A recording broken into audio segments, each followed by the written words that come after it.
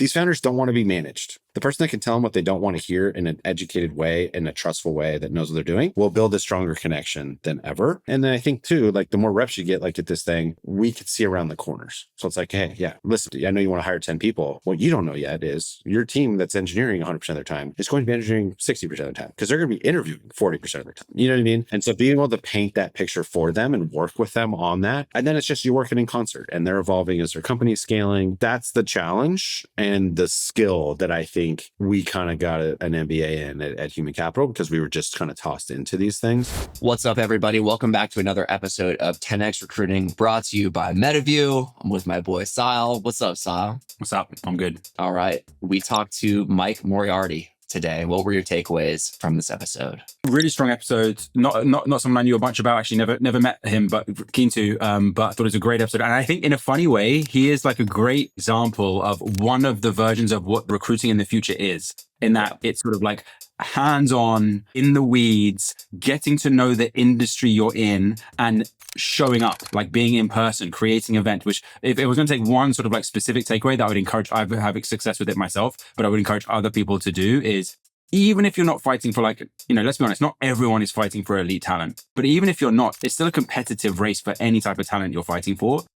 And creating events for talent, like for example, last week we had a event for people who set like AEs in AI, basically. And we had our VP of sales and Kyle Parrish, who's the former VP of sales at Figma, just doing a fireside chat, attracted like a bunch of candidates. Nothing major. Like these are people who, we could call in the favors for basically. And like, you just get so much a better understand. You get to put yourself on a pedestal as an employer, but also you get a better feel for these people and know who to focus your energy on. So anyway, I would just say like, events as a recruiting strategy, I think more people can lean into. And that was one of my takeaways from this. I would actually reframe what you're saying into like a higher umbrella, which is more human. And I think Mike does an amazing job of like being human. And so my takeaway was this story he told about including spouses in offers. Mike was at Human Capital for a long time. And, he was at Google before that. That's how I knew Mike. And I don't think we ever like really interacted at Google, but I knew of Mike and like the legend of Mike. And for him to leave Google and to go be the first recruiter at Human Capital on essentially like an idea was a really big deal. So Barish is the founder at Human Capital. And Mike tells this story, and I won't ruin all of it, but like one of the ways he got Mike over the line is he brought Mike's wife, Nikki, into the discussion. And so I'm 37. Like I've been in recruiting now for 15 years, something like that. I don't learn a whole lot like anymore. That one, I was like, it's such a good idea, especially for like exec hiring, really key hiring, people who you're going to spend inordinate amount of time with because you're likely going to meet their spouse anyways. Why not do it during the interview process? I'd never even considered it. That's another great sort of, we've probably talked about this once or twice, like the analogies, when you want to think about one aspect of what great recruiting can look like, which is essentially the more human aspect. I think you can learn a lot from like elite sport. And that is like completely down the line for what like elite college recruiters will do, or like soccer recruiters over here. They might not get to know the wife or the husband. They'll get to know the parents though. And it's essentially like a negotiation. They're like totally part of that package. And so I think there's another thing that you can learn from that. We've had a couple of small things recently that have worked really nicely. It's sort of like, we don't have like a run book around it, but we've got a candidate we're really sort of hot on. And if we pick up some things that they might just really value as like a gift. So for example, we had someone who was really into making their own wine. So we, as part of the offer, said, hey, no matter how it goes, like here's a wine tasting course for you and your husband. Again, you can only get that if you're actually engaging and showing up as a human. And it's not the type of thing that means anything if somehow an AI agent figured to offer these things. I mean, don't get me wrong, you might take it, but it doesn't make you feel anything really. That's a big part of where, we hope this market goes, because frankly, a lot of the other stuff that people have sort of hung the hat on as what recruiting looks like, AI agents are going to be pretty good at that. Yeah. These are the unfair advantages, right, that you're looking for. So this is one of my favorite conversations we've ever had. Mike is a legend. And so without further ado, here's my conversation with Mike. This is 10X Recruiting, a podcast from MetaView. Let's get after it. All right, Mike. So what is Arsenal Pulse, and why somebody like you, why would you leave that cushy VC lifestyle that you did for so long to go build it? Yeah, I think, well, first and foremost, like Arsenal Pulse is a firm fully dedicated to kind of this global resilience market that has grown so much over the years. We focus on defense, aerospace, manufacturing, energy, and some AI in this space.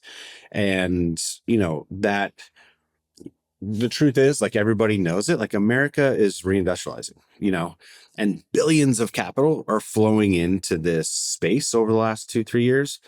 So the bottleneck isn't capital, it's talent. And so being in this cushy VC job, I would say human capital wasn't necessarily cushy. We were hard operators, man. We grinded and we mirrored our founders. And I think that was kind of the differentiator.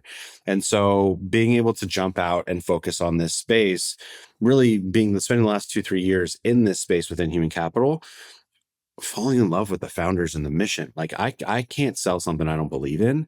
And I could really kind of get behind these guys and gals and what they're selling, but they didn't know how to go find, court, and attract top talent. And I did. So that was the piece where I saw this opportunity and had the experience. And the question everyone asked in VC, and we did it at Human Capital, is like, what are you uniquely qualified to do? And dude, I'm only uniquely qualified to do one thing in this world, and that's recruit for some reason. So like, that's the only thing I'm good at. And so I took a swing. My co-founder, Gio, spent 10 years on the Hill. And so we kind of paired up and said, listen, like, your experience in government and like the GR roles and all those things, mine and like the private sector and like engineering, all these other things, let's go build this ecosystem and run quick. So it's been 9 months, man. It's up and to the right. We've convinced some really incredible operators to come join us. But I always wanted to work for myself too, Don. Like, I always had this entrepreneurial kind of bug. My dad was an entrepreneur. My wife's an entrepreneur. And so I just felt like if there's a time to go take a swing, now's the time. I love it, man. And like, I was giving you some shit, but like, clearly human capital is not cushy at all. In fact, I have many friends who work at or have worked for human capital, and they all say the same thing. The value we deliver is an absolute grind. So like, tell us about life at human capital and why founders love the firm so much. Yeah, I basically traded one grind for another, brother. You know what I mean? But HC had a really cool differentiation, like back then and probably now in current state. Access to capital wasn't the issue. And if you're a young guy that wasn't like a blue blood like HC was, how do you differentiate yourself to be able to get into deals? Because as we all know, there's some deals that you want to be in, and when they're great, you want to pour gas on them. And when they're not great, you need to like move away from them. And so two things they did really well is like, they really believed, and the founders believed, that talent is the differentiator. If you have the best product or service, but you don't have the right team to sell or deliver or to code and build that product, it doesn't matter. And so bringing us in, I was the first operating partner that they brought in for that thesis.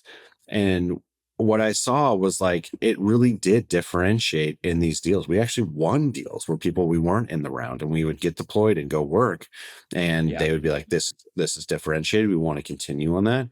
And so the value is like, it's really in the details, Nolan. Like, getting the critical hire at the right time can truly compound a company's trajectory, right?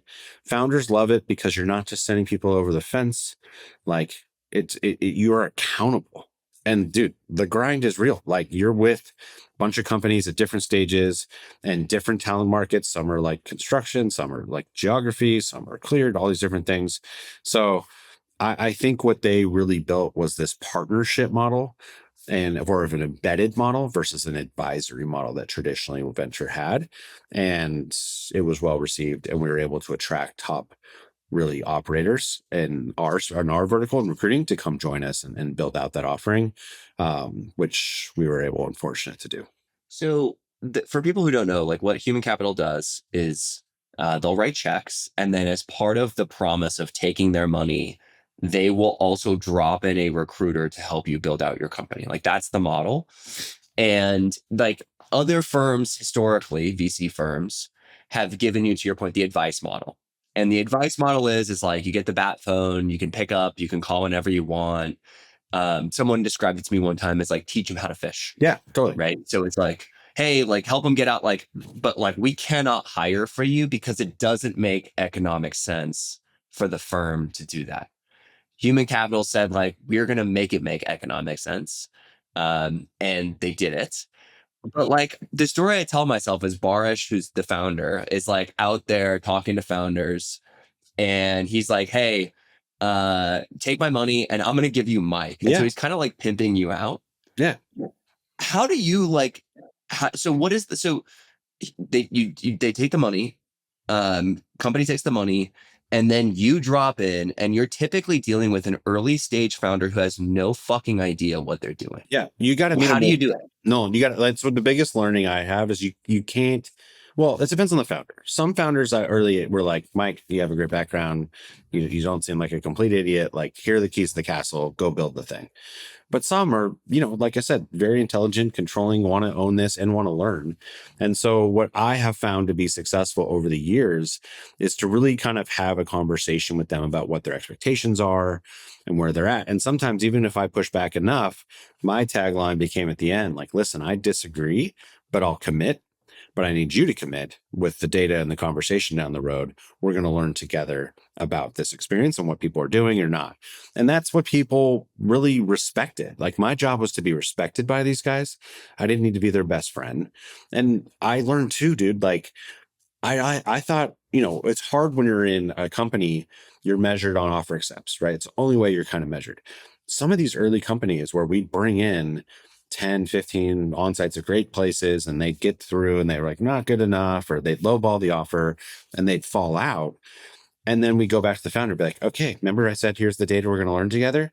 I built more affinity and trust with those people, even though I did not make one offer accept.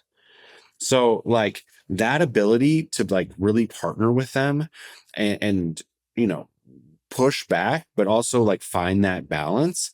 I think the other thing is like, it's really hard, especially in early stage, like their energy is so high.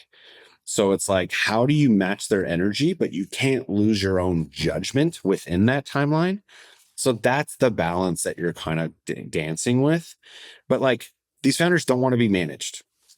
They just want the person to tell them what the hell and the person that can tell them what they don't want to hear in an educated way, in a trustful way that knows what they're doing, will build a stronger connection than ever. So, and then I think too, like the more reps you get, like at this thing, we could see around the corners. So it's like, hey, yeah, listen, I know you want to hire 10 people. What you don't know yet is your team that's engineering 100% of their time is going to be engineering 60% of the time because they're going to be interviewing 40% of their time. You know what I mean? And so being able to paint that picture for them and work with them on that. And then it's just you working in concert and they're evolving as their company's scaling. But yeah, that's the challenge and the skill that I think we kind of got an MBA in at Human Capital because we were just kind of tossed into these things. And every founder is a unique, fingerprint. Yeah. One of the things Human Capital also invests in super intense founders. It's kind of like the brand. And one of the things I learned working with Henry Accarda, who is also intense, and I would just describe as kind of like a world-class contrarian. Yeah. Is you go in with these preconceived notions as the person who does recruiting. And then they say something crazy. And you're like, that sounds insane. And I think similar to you, the approach I took, the only way to survive in that environment is to say, here's what I think is going to happen. We'll come back and after we run the experiment, but we need to come back after and like do the retro on this regardless. And so then I go and run the experiment. What I learned is turns out I was wrong a lot. Yeah, that's fair. Is that the case for you too? 100%. There were times, at certain companies where they were, I would say, much more frugal than I thought they should be. The timeline of which I thought they wanted to deliver and we could deliver. And I do think these mission-driven companies, you're just getting more time and bandwidth and effort out of the team, and they're just used to doing what they have to do. And yeah, like I think at some of these other places where I worked prior, you're kind of clocking in and clocking out and having a great balance of life. And trust me, there's nothing wrong with that, but that is not with these companies. So 100%, like what it costs to run a new grad event, like it's peanuts, and the ROI is huge if you do it right and think through it. And so there's just a lot of those learnings too, which has reinformed kind of my position, where to your point, when I now work with companies maybe aren't as intense or maybe more like how I used to be, I'm like, listen, you don't have to spend 40 grand to go sit at a booth at this event. Like, we can actually bootstrap this thing, do a red velvet thing, invite the kids ourselves, like, and like they just want some swag and pizza and water, and they'll have a great time as long as we like make it impactful. And so there's a lot of things. Yeah, totally. There was a big learning curve for me because, yeah, I mean, that was the big value prop for me to go there, Nolan. It's like, to your point, there's pros and cons to being the product. I quickly learned that, but we were the product. I was like, any engineering company I go to, I'm a support function, but here I'm the actual product. The problem with the product, which I then learned, is like, sometimes they maybe sell deliverables or timelines or pre-sell capabilities that aren't yet built yet. You're like, okay, I gotta pare that back. But it was incredible to like be this conduit to our industry, that talent is the most important thing you can do. And that was like, as Dr. Phil as that is, like, I felt that calling there. Two, I love the reps. Like, my, Cal State education was like, on average, you're 4 years at a tech company, right? So like, I now have 80 to 100 years of experience for each one of these things, like multiple lifetimes. And I feel it, like my confidence level and my experience now is exponentially higher than it could have been going anywhere else. So those were the big reasons. And then the big benefit that came out of it that I didn't really think of is the network. It's like, a bunch of talent partners, all the investment, like all the talent partners of these venture firms are pretty close. And then obviously all these founders, there's a really tight knit founder community. And so being able to be tapped into that, and that definitely helped accelerate where I'm at now. Yeah. So then it begs the question, which is, you have this intellectual nimbleness, you have this amazing skill set of which, like, you and I worked together way back in the day. So I got to watch it in person and kind of like hear the murmurs of how great you are as a recruiter. But, you look into this market and it's constrained with great recruiters. Not only, I would say, is like intellectual nimbleness in short supply, I would say that like fixed mindset is the way of the day. Yeah. So but you're building a firm to where you literally have to scale yourself. Yes. So the way I think about it is like, how are you hiring people, and then how are you growing them once they're in the building? Yeah. I think for me, similar to the founders, like, I look for people. Well, one, I'm being an old gray-haired guy in this business. A bunch of people were foolish enough to come join me. And so having a network in this space, and our big differentiator, which I'm sure we'll get to, is like, I'm hiring pretty senior folks, like people that have reps and bumps and bruises and really believe in this operation. But outside of that, even within those conversations, I want operators, not coordinators. Can they have a conversation with a technical founder? Can they disagree with that founder? And do they understand why that mission matters? And then their job's obviously to pattern match and go find it. But like, I'll take grit over polish all day. Like, recruiting in hard tech is a bit of it's a grind, dude. Pretty beautiful, slow processes do not close top talent. And so, and then you know me well enough to where it's like, I need them to run their own business within Arsenal Pulse. Like, what are their numbers and their efficiencies and pass-through rates? And then how can I lean in to help that with all of the AI stuff going on and everything else to like increase the efficiency of their business?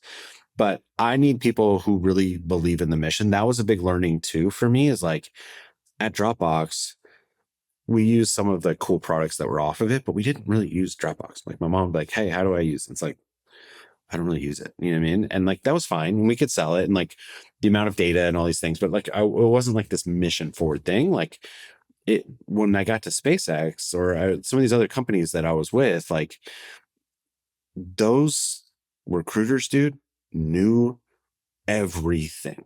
They knew the mission. They knew the team. They knew that if it's in very low orbit, mid orbit, they knew the payload. I was blown away with the technical and deep like knowledge that they had about their vertical.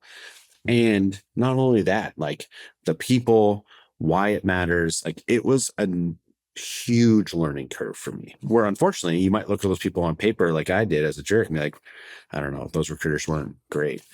those recruiters are really good. And so that's the piece now where it's like we're really underwriting that ability to go deep and understand the technology, not to like the depth of an engineer, but why is it important? Why is it important to this company? Where is this company going? And being able to partner on that level.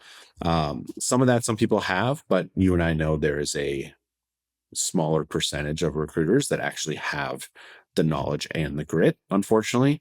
So I'm trying to grab the ones I know. And then, I think anywhere in my career, if you know how to work hard, you have high integrity, you're a smart guy or gal, I can teach you some of this stuff. Like it's not rocket science, right? And we can like up level you. If you're really smart and are a fan of yourself and don't have those things, like you're not a fit for me. I can't teach that, nor am I spend the time. So we're starting to like blend in that space right now. Yeah, my wife is an operator, and she works in the real world. Like they're digging up streets and putting internet in the ground. Like it's a big job, and like stuff happens all the time. And we do these nightly walks to where we talk about like how she's thinking about her team and how she's thinking about informing her strategy. And the one thing that we've gotten really tight on in the last 2 years is the only way to inform the strategy is to get to the ground. Like you must be on the ground with the team, doing it with them. But that doesn't change in recruiting. I think there's this misnomer in recruiting that you can kind of just like sit in another building and, schlep candidates over. And it's like, yeah, we're going to find the match eventually. Like, I don't believe in that anymore. I think you have to get in there.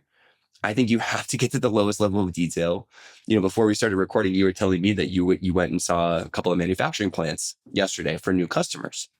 And I was like, that makes sense. Like you're going and seeing the thing, you're getting close to it. You're starting to get the vibe and the feel. And I think a lot about feel now. And my take on this is feel is calibrated by reps on the ground. I totally agree. You cannot just do it like in conversation. It doesn't work that way. Like, especially for the business that you're building. So when you think about it that way, I mean, are your recruiters like right now, I'm assuming like they're going to have to do the same thing you're doing, which is like getting close with these customers, like getting in on the thing, making sure that they're getting their hands dirty. Is that how you guys talk about it internally? Yeah, like it's kind of an evolution, but yeah, 100%. Like that's what we're selling. We're not selling tossing candidates over the fence, and like we're selling partnership, and we want to understand what is going on day to day. Where are you, like what are the snacks? Are those good or bad? Like, is there snacks? Are you paying for them? Like, we want to know everything to where like we can truly sell this, because you know this better than anybody, dude. Like, and what I sell, it's like, listen, we want to make sure we're magnetically pulling the right people, not only like, technical skills and those things, but like soft skills. Like the right mindset needs to be here. But more important for their time and energy and mine is like repelling the wrong ones. And so really getting clear with who's the right, kind of in the center as close to the bullseye as possible. The value of our team is we will vet all of that time and conversation. So the only people we're introducing are the ones as close to that bullseye as possible. But we want to get as narrow in there. We're not a high volume, like, hey, here's 30 fucking candidates, like, good luck. We're like, no, these are high tier 1 operator people that we have vetted. And now knowing you, we think you're going to be a great fit. And the thing that's been interesting, which just makes me sound cooler than I am, but like any partnership people that we've partnered with on this model, we've yet to have anyone cancel, and they keep giving us more roles. So like resourcing for my, limited Cal State education is like the hardest problem because they don't roll off yet. So I'm trying to like balance this like partnership. But I'll take it all day because we're now better at selling some of these companies, and we'll always be, and we're making the bet that we can be long-term partners. So we're helping pre-seed guys out of Anduril here in Austin to early stage in San Francisco. People that just got a bunch of money need to go from 3 to 10, 10 to 20, 20 to 100, 100 to 500. We have different offerings and experiences to be able to help those people at those stages. So I think, given your experience, given your team's experience, given your focus, I think you're going to have insatiable demand building this thing. And I actually think like one of the challenging pieces for you is going to be vetting the founder and vetting the teams. And I think the analog for the audience is we have to interview, and we have to, like, when we're interviewing and we're meeting founders, like making sure they're not total psychopaths is important. So How are you doing that? Because I feel like you've had a lot of reps with psychopaths who are also super successful, but can Right. hire. That's the thing. So like, where's the balance there? I know. It's I'll say it's hard because like my underwriting now after all this experience is like you almost need some version of insane optimism or psychopathic drive. And I actually think without that, you're not going to be successful. So like it's almost needed to be in the seat. But I think like understanding when they think through things, when they problem solve, when I push back, like how do they respond to those things? Are they open to changing process? Have they talked about this? Have they thought through this? And if they're like, that's great, you just get a sense if they're really going to work with you. And then unfortunately, I guess unfortunately, it's like what I've come across a lot is a lot of scar tissue from other firms that they've partnered with and things like that. And so I'm coming in on defense a lot. And what's nice over time is we'll have a better reputation ideally and we can share more. But like initially, I'm just like, listen, I get it. I spent the last 5, 6 years hiring me and like vetting this, and I understand what's being sold and what's being delivered. And like, I get that that's like where you're at. My side is like, I really get a sense when I challenge them on comp, like, have you thought through this? Why have people not accepted? Like what has not worked? And if they're just pointing the finger at everybody else versus themselves, if they haven't iterated on their comp model or they're, I talk a lot about support systems. I just put a post out on LinkedIn on Monday, but like, I'm very bullish on the sense. I'm like, this happened. I'll give credit to human capital. When they gave me my offer, my wife sat down with them and they're like, listen, we're going to ask a lot of Mike and we want to make sure you're on board with it. And so, and I just think that's the smartest thing ever because her and I need to have a conversation, especially some of these deployments I did later stage at human capital. I mean, it was 7 days a week, getting calls at 2 a.m. and we had to like make a plan from our kids and balance and like typical roles. And so really making sure that the significant other is pulled into these decisions and thought through is a true differentiator, especially for an early stage company. Like, don't just give them an offer. Go fly to their house. Go if you want to be different and want the best people, be actually fucking different. And so that's a lot of the conversations that we have now and again, if they're like, yeah, that's a great idea, Mike, it's interesting, or I already do that, I want to make sure we're doing that, great. If they're just like, hey, I don't have the time, or like, hey, I get it, that seems like not my style, it's like, cool, and we have said no to people, like, and what's great about this business, better or worse, is like I have friends that will happily take those clients and take the swing on a full contingent offer. And so, we'll send it over the fence to people that are, maybe looking for that, willing to take the risk, where even after 9 months of being in business, we're in a very good place where I think that it's just like a bad hire, right? Like that risk can actually drain energy and effort from your own team. And that's my job more than anything, is to make sure we're up and to the right of those things. Okay, so that tactic of bringing in the spouse is fucking awesome. I've never thought about it or considered it, and I kind of feel like, how have I not thought about that?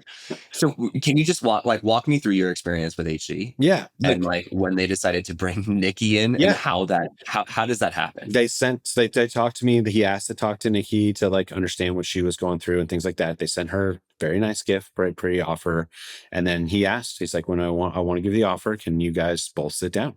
And I was like, wait, so like he's like delivering the offer to you for delivered the offer on the offer. Your wife? We were both during COVID, we had one office. She got the office. So I was in her office and we took it and like sat down and he addressed any questions that she had. And like, it was really just harmonious to like, and it's fair. Like the amount of, I couldn't have done what I've done at HC, really any job, but like, especially from like these like high hourly demanding travel, like need to be on call without Nikki. Like there's no world I'm successful.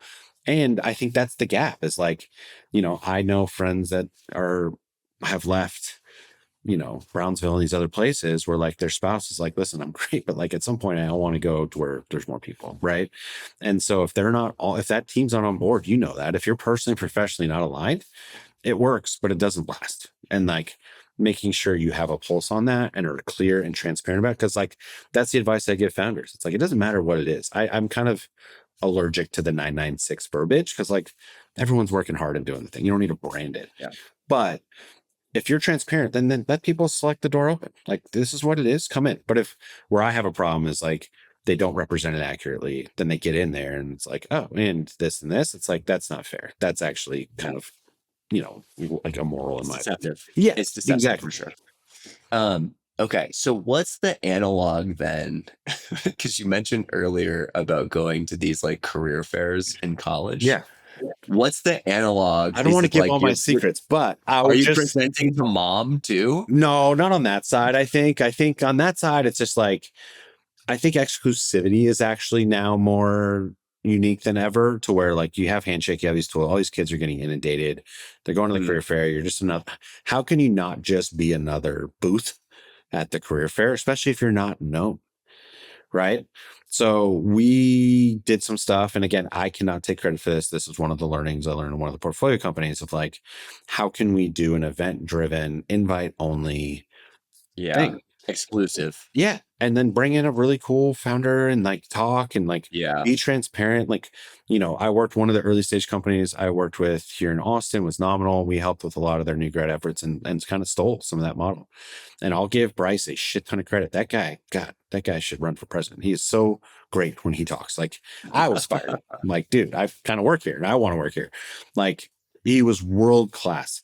But bringing him into their space, we had a bunch of swag. We had great speakers. We showed the product, like something to have depth more than anything would ever get at any event. And I'm telling you, it wasn't a ton of cash. You know what I mean? So it's actually more impactful. So that's kind of where I think some of this stuff needs to go is more strategic and like they need to own it. And then you can do one event for, in a location for, like in the Bay Area, you can invite Cal and Stanford and whatever. You're not just like hoping people show up at your booth. I mean, the thing that's coming to my mind right now is like the candidate value proposition. Totally. And I don't think like you're kind of exposing me right now. I think if I'm being really honest with myself over the last few years, I've been so annoyed with companies just like trying to pay under market that it's just like the easiest lever to fucking pull. Totally. Just like, just pay them. Yeah. Just like pay them and like make this go away. And you can kind of skip all the other bullshit that you have to do.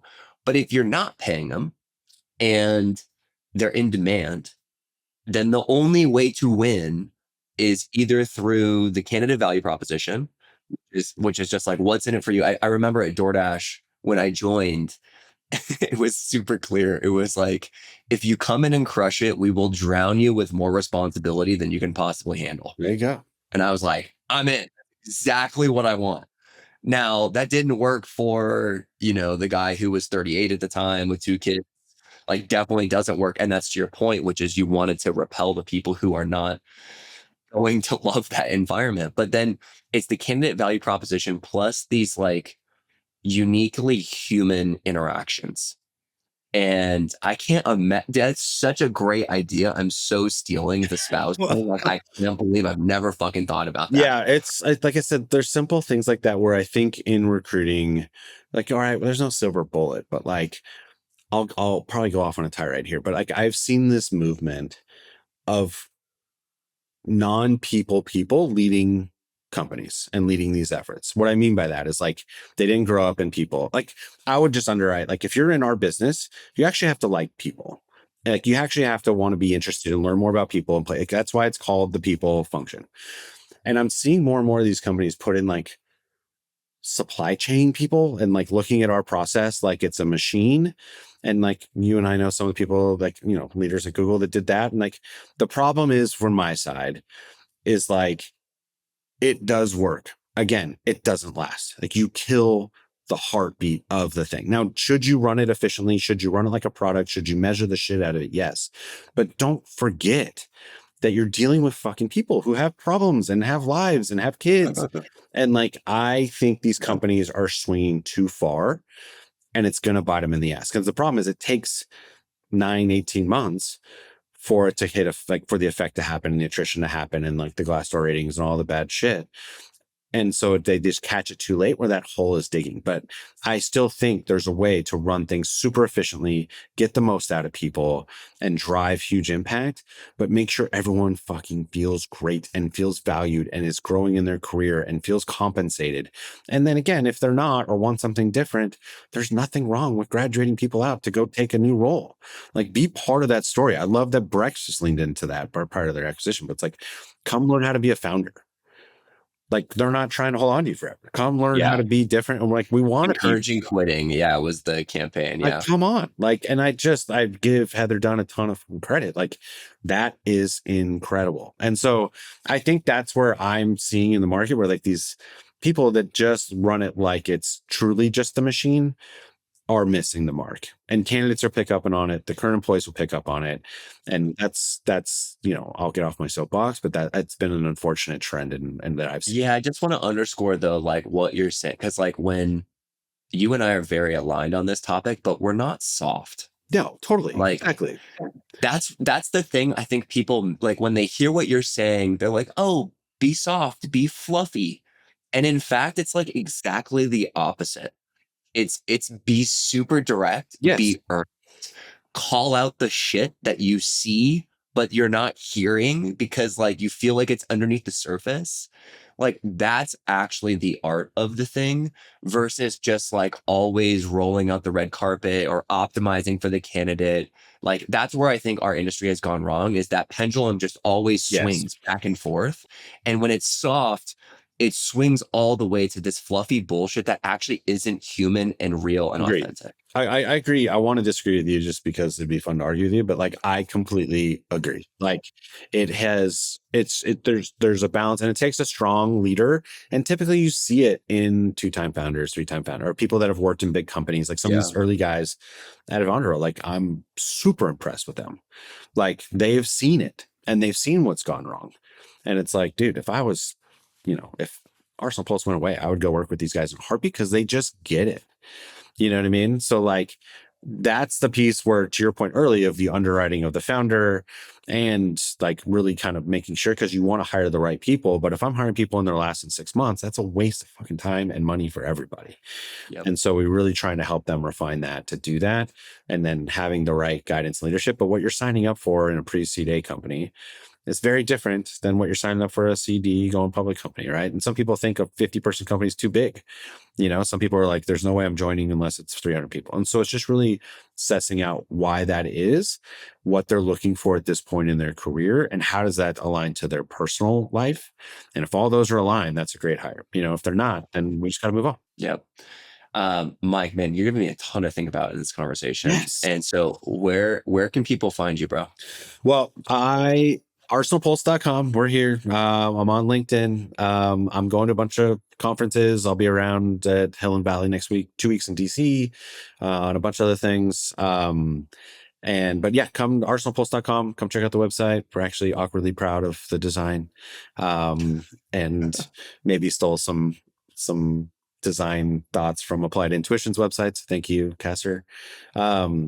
But no, and if you're interested in joining a team full of just adults that want to work really hard, make a bunch of money, but have a bunch of impact and work with some of the coolest tech and people in the industry, let us know. We're really doing some really cool things there. And if you're a founder interested in partnering with someone who's crazy like me, but knows what they're doing and can really come in and impact some really impactful hires, I'd love to meet you and see if I can be a resource now or in the future. Thanks for the time, brother. Good to see you, bro. Thanks.